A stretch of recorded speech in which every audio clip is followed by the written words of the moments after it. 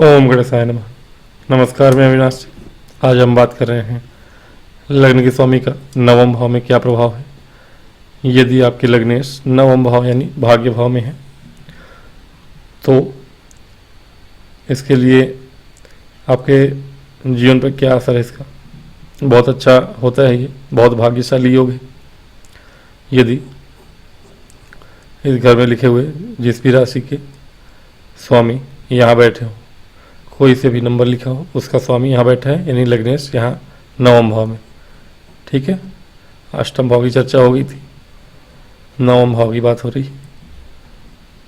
अष्टम भाव में फल उतना अच्छा नहीं है, मैंने बताया था। जातक जुआरी और चोर या परिस्थितिगामी होते हैं। नवम भाव में उतना ही अच्छा है फल यदि लग्न का स्वामी भाग्य भाव है या त्रिकोण भाव है। ऐसा जातक बहुत ही भाग्यशाली होता है, भाग्यशाली, भाग्यवान जो भी कहिए। ऐसे जातक को किसी भी चीज़ की जीवन में कमी नहीं होती, यानी ऐसे जातक पुत्र, स्त्री, धन का वैभव प्राप्त करते हैं। और जीवन पर्यंत इनका भाग्य इनके एक कदम आगे ही चलता है। लग्न में अगर लग्नेश अगर भाग्य भाव में बैठे यानी कि आप पूर्व जन्म में ऐसा कुछ विशेष पुण्य करके आए हैं कि भाग्य आपके एक कदम आगे ही चलेगा। जो भी काम करेंगे, जिस भी काम में हाथ लगाएंगे, उसमें भाग्य आपका साथ देगा। छूते ही काम हो जाएगा। आपको लगेगा कि ये ऐसा क्यों हो रहा है, मैंने तो इसका कुछ किया नहीं है, कभी मदद नहीं की है, मैं तो इसको जानता तक नहीं हूँ। लेकिन आप देखेंगे कि कोई आपके लिए तत्पर है, बहुत अचानक से अनजाना व्यक्ति भी है लेकिन आपकी सहायता कर रहे हैं। तो भाग्य भाव में लग्नेश का होना बहुत ही शुभ माना गया है। ऐसे जातक के पास, जैसे कि मैंने बताया, सारी वैभव होता है। ऐसे जातक प्रसिद्ध होते हैं और धार्मिक और विष्णु भक्त बताए गए हैं। विष्णु भक्त, धर्म कर्म के हर काम में रुचि लेना, वाक पटुता बहुत अच्छी होती है इनकी। यानी कि एक तरह से आप कह सकते हैं वाग्मी होते हैं या फिर कहिए इनको सुनने के लिए कम से कम लाखों लोग की भीड़ जुट जाए। अगर धर्माचार या धर्म प्रचारक भी होते हैं,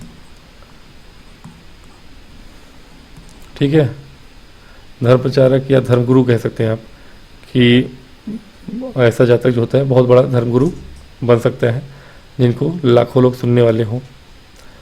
ऐसे जातक ही धर्मगुरु बनते हैं। तो भाग्य भाव में आपके लग्न के स्वामी हैं तो ये सबसे उत्तम माना गया है। और कहीं अगर गुरु इनसे जुड़े हों, यानी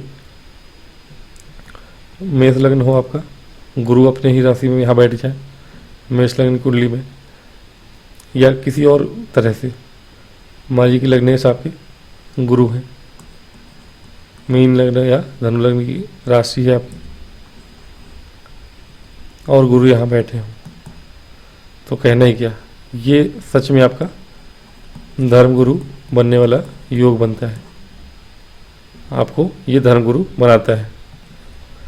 कुल मिला के कोई भी राशि हो, इसमें बहुत अंतर नहीं आता किसी भी राशि के। हाँ, बस ये है कि पीड़ित ना हो।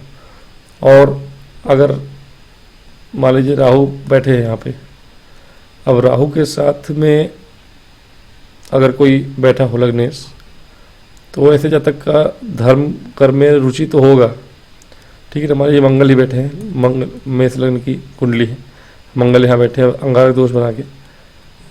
अब यहाँ पे धर्म कर्म में रुचि रखेगा ये व्यक्ति, लेकिन हट के करेगा कुछ, धर्म कर्म का दिखावा उतना नहीं करेगा, या फिर सामने से हो सकता है कि ऐसा जाता है कि हम धार्मिक नहीं हैं, अधार्मिक हैं। लेकिन ठीक है, राहु भी बहुत बड़े शिव भक्त हैं, ऐसा जातक भी भक्ति करता है, लेकिन इसके भक्ति करने का, दिखावा करने का सिस्टम कुछ अलग होता है। भक्ति का ये ऋणोरा नहीं पीटेगा, लेकिन हट के कुछ करेगा, दान पुण्य करेगा, गुप्त रूप से कर देगा। तो ये चीज़ें आएंगी आपको देखने में। हाँ, यहाँ पे अगर शनि बैठे हों लग्नेश हो, हालांकि लग्नेश की बात हो रही है इसलिए मैंने बताया 10 नंबर लिखा हो, 11 नंबर लिखा हो, और 10 नंबर 11 नंबर लिखा हो, शनि यहाँ बैठे हों, तो कहीं ना कहीं हालांकि 84 के भी होके बैठे हों या 84 के ना होके बैठे हों, गुरु की ही राशि में बैठे हों, या अपने लग्नेश हो के यहाँ किसी भी तरह से बैठे, 10 नंबर यहाँ लिखा है तो जाहिर सी बात है यहाँ पे कन्या लग्न होगा। ये 11 नंबर लिखा है यहाँ पे तो, और यहाँ पर तुला लग्न होगा। तो तुला लग्न में तो फिर भी ठीक है, कन्या में भी ठीक है, मित्र राशि है, फिर भी शनि का यहाँ बैठना थोड़ा सा भाग्य उदय में आपको डिले कराता है। अगर शनि यहाँ बैठे हैं तो आपका भाग्योदय थोड़ा विलम्ब से होता है। ये चीज़ है कि भाग्य के सहारे आपको चीज़ें नहीं मिलती, फिर कर्म के सहारे आपको जाना पड़ता है। अब लग्नेश हो के शनि यहाँ बैठे हैं तो आपको भाग्य से बाद में मिलेगा, कर्म से पहले मिलेगा। इसके अलावा कोई भी लग्नेश हो, शनि के अतिरिक्त यहाँ लग्नेश हो के कोई भी ग्रह बैठा हो, कोई भी, शनि थोड़ा सा परिश्रम करा के ही देंगे, थोड़ा विलम्ब करके ही देंगे। इसके अलावा मंगल की राशि हो या बुध की राशि हो या शुक्र की राशि हो, गुरु की राशि, चंद्रमा या सूर्य, ये सब के सब आपको यहाँ बैठिए। बुध की राशि तो बहुत जल्दी भाग्योदय होता है आपका, और गुरु की राशि हो तो आप धार्मिक गुरु बनते ही हैं। बुध की राशि हो तो बहुत जल्दी आपको जॉब लगती है, बैंकिंग सेक्टर में आप बहुत जल्दी समय से पहले ही बहुत ऊंचे पद को प्राप्त कर सकते हैं। शुक्र की राशि हो तो आपके जीवन में आनंद और वैभव की कमी नहीं होती है, लग्जरियस लाइफ होता है। फिल्म इंडस्ट्री वगैरह में आप अगर आजमाएं तो आपका वहाँ भाग्य बहुत साथ देगा। शुक्र अगर अच्छे हैं तो, चंद्रमा है तो अच्छा है।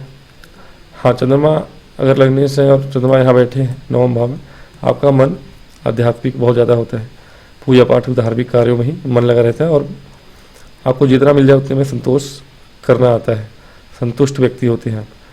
सूर्य अगर लग्नेश होकर और 9 में बैठे हैं, सूर्य का 9 में होना उतना अच्छा नहीं माना गया है, फिर भी लग्नेश होकर बैठे हैं,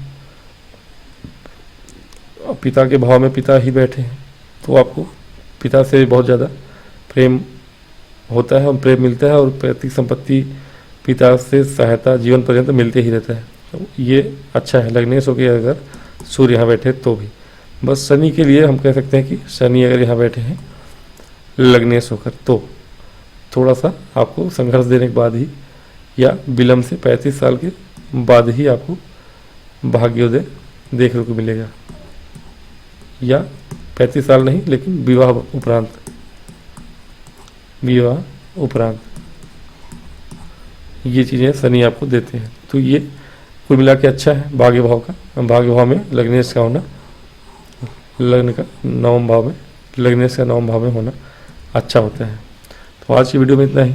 यदि वीडियो पसंद आए तो लाइक करें, सब्सक्राइब करें। कोई बात पूछनी हो तो आप कमेंट कर सकते हैं, मैं उसका जवाब दूंगा। इसी के साथ मैं आप सबसे आगे